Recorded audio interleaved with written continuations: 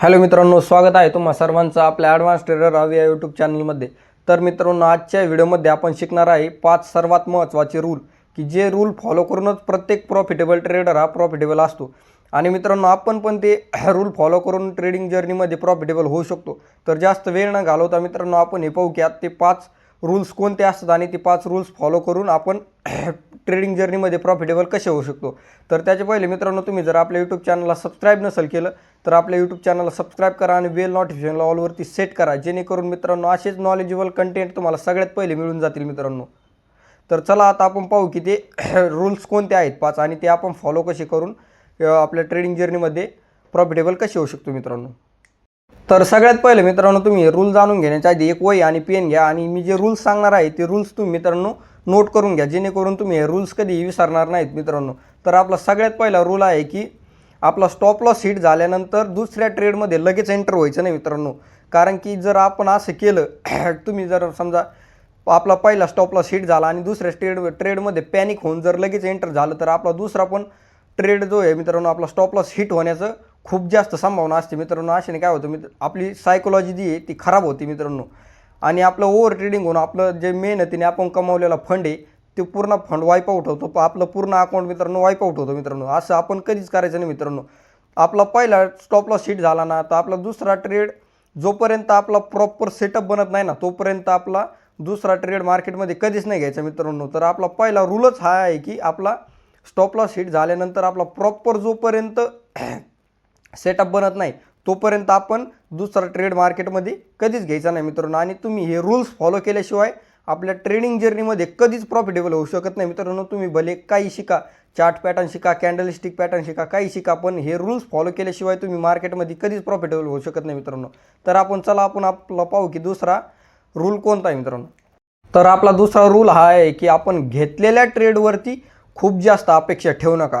घेतलेल्या ट्रेडवरती खूप जास्त अपेक्षा ठेवू नका म्हणजे काय करतात काही जण की आपण ट्रेडमध्ये आपलं टार्गेट जरी मिळालं तरी म्हणतात अजून थोडे पैसे मिळतील, अजून थोडे पैसे मिळतील, आणि असं करून मित्रांनो आपला स्टॉप लॉस हिट होतो. तर असं कधीच करायचं नाही. आपलं टार्गेट मिळाला ना मित्रांनो तो लगेच एक्झिट व्हायचं. जास्त म्हणजे जास्त लालच करायचं नाही मित्रांनो. ट्रेडिंगचा हा दुसरा रूल आहे मित्रांनो की लालच बुरीवाला आहे मित्रांनो. तुम्ही तर म्हण ऐकले असेल की लालच बुरीवाला आहे. असं कधीच करायचं नाही मित्रांनो. आपला टार्गेट हिट झालं ना की लगेच आपण ट्रेडमधून एक्झिट व्हायचं मित्रांनो आणि आपलं जे प्रॉफिट झाले ते ॲक्सेप्ट करायचं मित्रांनो. असं कधीच करायचं नाही की अजून थोडं असं कधीच करायचं नाही. आपलं टार्गेट हिट झालं की आपण लगेच मार्केट ट्रेडमधून एक्झिट व्हायचं आणि आपलं थोडंफार जे प्रॉफिट आहे मित्रांनो ते ॲक्सेप्ट करायचं. कारण की थेंबे थेंबे तळे साचे, अचानक कोणी श्रीमंत होत नाही मित्रांनो. तर आपण आता पाहू की तिसरा आपला रूल कोणता आहे. आपला तिसरा रूल आहे की ट्रेडचा लॉजिकल स्टॉप लॉस आणि टार्गेट लावा.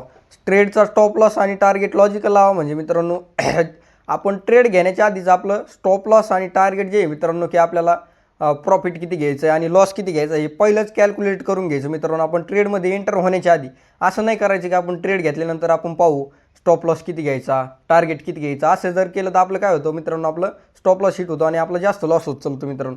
त्यामुळे काय करायचं, ट्रेड घेण्याच्या आधीच लॉजिकल म्हणजे आपल्याला आपण कॅल्क्युलेट करून ठेवायचं की आपला समजा आपलं 10,000चं अकाउंट आहे तर आपल्याला 10,000च्या अकाउंटवरती प्रॉफिट किती घ्यायचं आणि लॉस किती घ्यायचा मित्रांनो. समजा आपल्याला प्रॉफिट जर 1000 घ्यायचं असलं तर आपल्याला लॉस 500 घ्यायचा की 300 घ्यायचा, असं पूर्ण मित्रांनो आपण लॉजिकल आपलं कॅल्क्युलेट करून ठेवायचं मित्रांनो. तर आता आपण चला पाहू की आपला चौथा रूल कोणता आहे.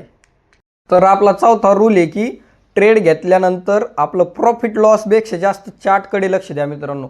तर काही मित्र काय करतात, ट्रेड घेतला की चार्टला बिलकुल पाहत नाहीत मित्रांनो आणि प्रॉफिट किती हो राहिले, लॉस किती हो राहिला, 200 लॉस हो राहिला आहे, 300 लॉस हो राहिला आहे, अरे 500चं प्रॉफिट हो राहिलं, हेच पाहतात मित्रांनो. पी&एल पाहण्यापेक्षा जास्त आपण चार्टकडे लक्ष दिलं पाहिजे. आपण जर ट्रेड घेतल्यानंतर मित्रांनो पी&एल जर पाहिलं तर आपली सायकोलॉजी जी आहे मित्रांनो, आपल्या सायकोलॉजीवर आपलं कंट्रोल राहत नाही. आपलं इमोशन जे येतं ते इमोशन कंट्रोलमध्ये राहत नाहीत आणि आपण पुढे पण पॅनिक होऊन जर जास्त कमी लॉस व्हायला लागला म्हणजे आपला लॉस जर जास्त व्हायला लागला तर आपण काय करतो, त्या ट्रेडमध्ये जास्त वेळ होल्ड करतो आणि आपलं प्रॉफिट जर व्हायला लागलं तर आपण जास्त पॅनिक होऊन पटकन ते एक्झिट करून घेतो. म्हणजे आपल्या सायकोलॉजी, आपल्या माइंडसेटवरती आपला कंट्रोल राहत नाही मित्रांनो, आपल्या भावनेवरती आपला कंट्रोल राहत नाही.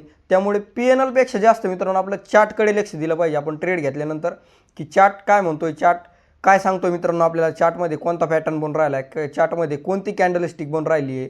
आता मार्केट यानंतर जर रिव्हर्स होणार असेल तर आपण एक्झिट करायचं की होल्ड करायचं, त्याच्यामुळे मित्रांनो आपण PNLपेक्षा आपल्या चार्टवरती जास्त लक्ष दिलं पाहिजे मित्रांनो. तर आता आपण पाहू की आपला 5वा रूल कोणता आहे. तर आपला 5वा रूल आहे की फक्त एकाच सेटअपवरती काम करा, एकाच स्ट्रॅटर्जीवरती काम करा, एकाच सेटअपवरती काम करा, एकाच स्ट्रॅटर्जीवरती काम करा. म्हणजे मित्रांनो तर असं आहे की काही जण काय करतात, आज जर ह्या स्ट्रॅटर्जीने आपला लॉस झाला तर उद्या दुसरी स्ट्रॅटर्जी, तर उद्या जर त्या स्ट्रॅटर्जीने लॉस झाला तर परवा दिवशी तिसरी स्ट्रॅटर्जी. असं नाही करायचं मित्रांनो. स्ट्रॅटर्जी जर बदलत राहिलो आपला तर कायम लॉसच होत राहणार आहे मित्रांनो. आपल्याला प्रॉफिट आहे कधीच होणार नाही. कारण की एकाच सेटअपवरती आपण कमीत कमी 100 ट्रेड घेतले पाहिजेत मित्रांनो. त्याचनंतर ती हे जे आपण स्ट्रॅटर्जी जी आहे बदलली पाहिजे मित्रांनो. याच्यात प्रॉफिट जास्त होतं की लॉस होतं हे कॅल्क्युलेट केलं पाहिजे आणि त्याचनंतर आपण स्ट्रॅटर्जी आहे मित्रांनो बदलली पाहिजे. तिला बॅक टेस्ट करून पाहणं हे आपलं काम आहे मित्रांनो. तर काही मित्र काय करतात की आज एक स्ट्रॅटर्जी, उद्या एक स्ट्रॅटर्जी, परवा एक स्ट्रॅटर्जी, असं नाही करायचं मित्रांनो. आपण एकाच सेटअपवरती जे मित्रांनो प्रॉपर काम करायचं आणि एका सेटअपवरती एकाच आपल्या याच्या स्ट्रॅटर्जीवरती मित्रांनो कमीत कमी 100 ट्रेड घेऊन पाहिजे. तरच त्या स्ट्रॅटर्जी आपल्याला कळते मित्रांनो की हिच्यामध्ये प्रॉफिटेबल होतं आपण की लॉसमध्ये जात होतं. त्यामुळे मित्रांनो आपण कधीही आपण वेगवेगळ्या स्ट्रॅटर्जी वापरायची नाही मित्रांनो. एका स्ट्रॅटर्जीवरती आपण काम करायचं. कारण की ज्याला 100 गोष्टी येत असतात ना मित्रांनो, त्याला कधीच सक्सेस मिळत नाही मित्रांनो. जो एका गोष्टीवरती 100 वेळा काम करतो ना त्याला सक्सेस मिळते मित्रांनो. त्याच्यामुळं आपण एकाच सेटअपवरती काम करायचं मित्रांनो. आणि ट्रेडिंगमध्ये सगळ्यात महत्त्वाची गोष्ट मित्रांनो, तुमच्याकडून जर चुका आहे प्रत्येक वेळेस बार जर चुका होत असतील तुमच्याकडून, तर आपल्या सायकोलॉजीवर आपल्या भावनेवर कंट्रोल राहत नसेल, ओव्हर ट्रेडिंग होत असेल, प्रत्येक वेळेस तुम्ही ओव्हर ट्रेडिंग करून अकाउंट वाईप आउट करीत असाल, तर मित्रांनो घराच्या बाहेर निघून पहा की 500 रुपये कमवण्यासाठी माणसाला किती कष्ट करावं लागतात आणि दिवसभर किती काम केल्यानंतर आपल्याला 500 रुपये मिळतात. आणि हो मित्रांनो, तुम्हाला जर आपल्या व्हिडिओमध्ये जर थोडं जरी काही जर शिकायला भेटलं असेल, आपल्या व्हिडिओ जर तुम्हाला नॉलेजेबल वाटत असेल, तुमच्या ट्रेडिंग जर्नीमध्ये आपल्या व्हिडिओमधून जर काही तुम्हाला मदत मिळत असेल मित्रांनो, तर तुम्ही आपले यूट्यूब चॅनल सबस्क्राईब करा आणि बेल नोटिफिकेशन ऑलवरती सेट करा.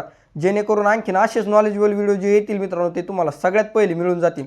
तोपर्यंत मित्रांनो बाय बाय, जय श्रीराम.